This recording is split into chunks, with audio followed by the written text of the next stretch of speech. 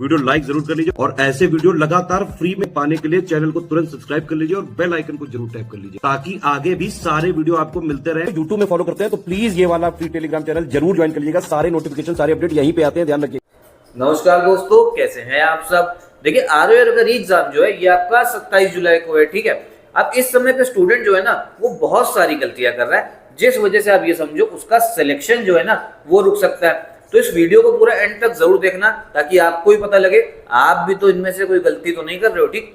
देखो जो सबसे पहली गलती जो काफी सारे स्टूडेंट कर रहे हैं वो ये है कि वो एक सोर्स को फॉलो नहीं कर रहे, वो कम से कम 10 सोर्स को फॉलो करते हैं, ठीक। मान लो अगर हिस्ट्री पढ़ रहे होंगे ना तो वो एक जगह से नहीं पढ़ लेंगे, वो 10 जगह से पढ़ लेंगे। इसमें 10 जगह से पढ़ने में होता क्या है ना, कंफ्यूजन होता है। और एक भैया एक चीज बोली जाती है, कहावत होती है कि it is better to read 1 book 10 times than to read 10 book 1 time. एक किताब को 10 बार पढ़ लो, ये ज्यादा अच्छा है, इससे ज्यादा मन में जो है चीजें बसेंगी और याद भी रहेंगी, ठीक है। और 10 बुक को एक बार पढ़ोगे उसका कोई फायदा नहीं है। उसके बाद क्या करता है, किसी टॉपर ने या किसी एजुकेटर की वो स्ट्रेटेजी उसने सुनी, ठीक है, उसने 1 महीना फॉलो करा और फिर क्या करा, फिर किसी और भैया टॉपर की स्ट्रेटेजी सुन लिया, कहीं और कोचिंग से कुछ सुन लिया, तो फिर वो डायरेक्ट जो है दूसरी आपका स्ट्रेटेजी में शिफ्ट हो जाता है। तो इस तरीके से पेपर जो है नहीं निकलता। पेपर निकलता है कंसिस्टेंट रह के, और वो भी सिर्फ एक सोर्स को फॉलो करना है, एक स्ट्रेटेजी को फॉलो करो, ठीक है। पूरा अगर आपको एक दिन लेना है, एक दिन ले लो, लेकिन उसमें पूरा देख लो, जो अच्छी स्ट्रेटेजी लगे बस उसी को फिर अपनाओ। दूसरी गलती क्या है, आप ये समझिए जो स्टूडेंट है इस समय पे वो ये कह रहा है कि मैं जीएस के जितने भी 140 क्वेश्चन है ना, 140 के पूरे 140 क्वेश्चन करके जाऊंगा।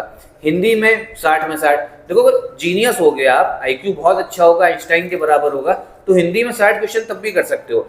लेकिन जीएस के 140 में 140 क्वेश्चन नहीं होंगे, इस वजह से पेपर जो है ना वो और डूब जाएगा। भाई 140 किसी को भी नहीं आते हैं, जो जीएस के क्वेश्चन आते हैं ना 140 किसी को भी नहीं आते, यहाँ तक कि आयोग को भी नहीं आते। उसमें आप समझो 5-6 क्वेश्चन तो गलत ही बनेंगे, ठीक है।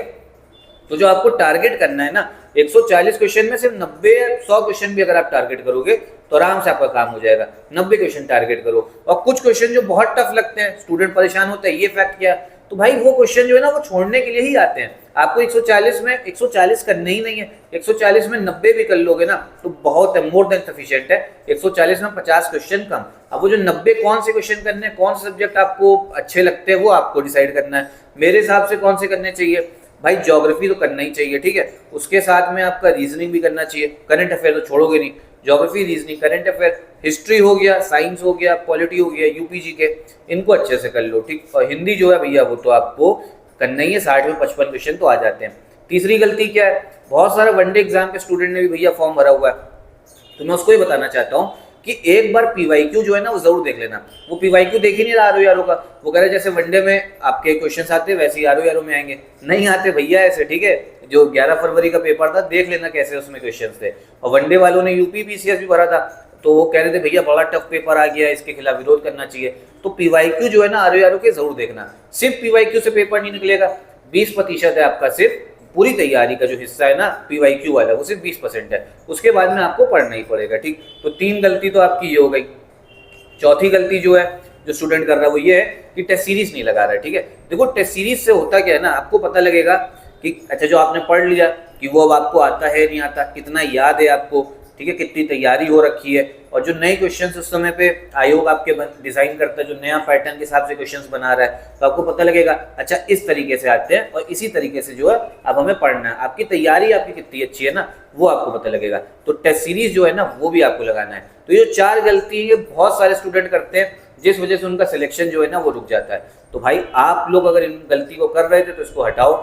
भले ही 10 लाख बच्चों ने पेपर आपका फॉर्म भरा हो, लेकिन जो असली कंपटीशन है ना वो 50,000 या 80,000 के बीच में ही, 50,000 ही मानो।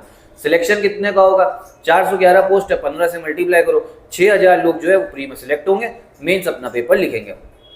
कहने की बात ये, तैयारी पे अपना सबसे ज्यादा आपको ध्यान देना। डेली 6 से 8 घंटा जो है पढ़ते रहो। इन सब जो मिस्टेक्स बताई इनको भैया अगर कर रहे हो आइडेंटिफाई करो, पहचानो और एलिमिनेट करो, ठीक। और साथ में एससीएस का, स्टडी फॉर सिविल सर्विसेज का पेड ग्रुप भी चल रहा है आरओआर का। एक जगह पे कंप्लीट तैयारी अगर आप करना चाहते हो कि आपको समझिए पीवाईक्यू भी मिल जाए, ठीक है, जितना इंपॉर्टेंट है, रेलिवेंट है, टेस्ट सीरीज भी, सिलेक्शन मटेरियल भी, पेड क्विज भी, तो हमारे एससीएस का पेड ग्रुप जो है वो भी आप ज्वाइन कर सकते हो।